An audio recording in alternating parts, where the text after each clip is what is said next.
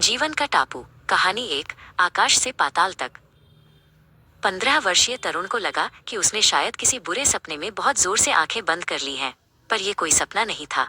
1995 की गर्मियों की एक तूफानी रात थी। विमान A402, जिसमें 48 लोग सवार थे, अटलांटिक के ऊपर बुरी तरह डगमगा रहा था। एक चीख गूंजी और फिर सिर्फ भयानक शांति। जब तरुण को होश आया तो उसके कानों में तेज घड़घड़ाहट की आवाज आ रही थी। शायद ये टूटे हुए धातु के टुकड़े थे जो समुद्र की लहरों से टकरा रहे थे। उसने अपनी सीट बेल्ट खोली। उसके चारों ओर, जो कुछ क्षण पहले एक आरामदायक केबिन था, अब लोहे और प्लास्टिक का भयानक नुकीला ढेर बन चुका था।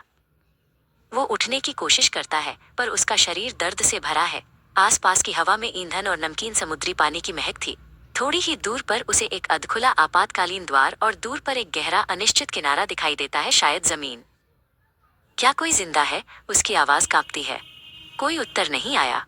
अचानक एक धीमी सी कराह सुनाई दी। तरुण ने हिम्मत जुटाई और टूटे हुए गलियारे में रेंगना शुरू किया। उसे एक बड़ा आदमी जिसका नाम प्रकाश था मिला। वो एयरलाइन का एक इंजीनियर था। प्रकाश ने आंखें खोली। हम कहाँ हैं?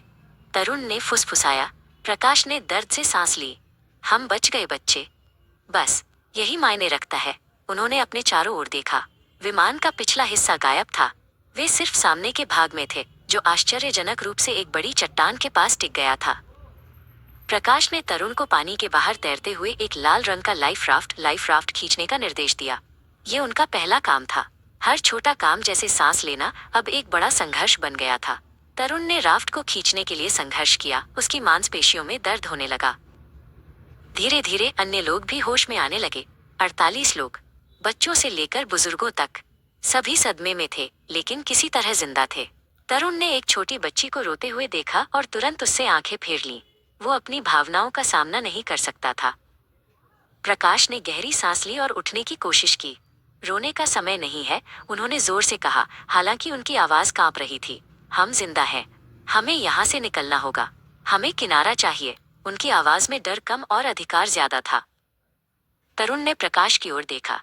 उस पल में तरुण को एहसास हुआ कि वो अब केवल 15 साल का स्कूल जाने वाला बच्चा नहीं था।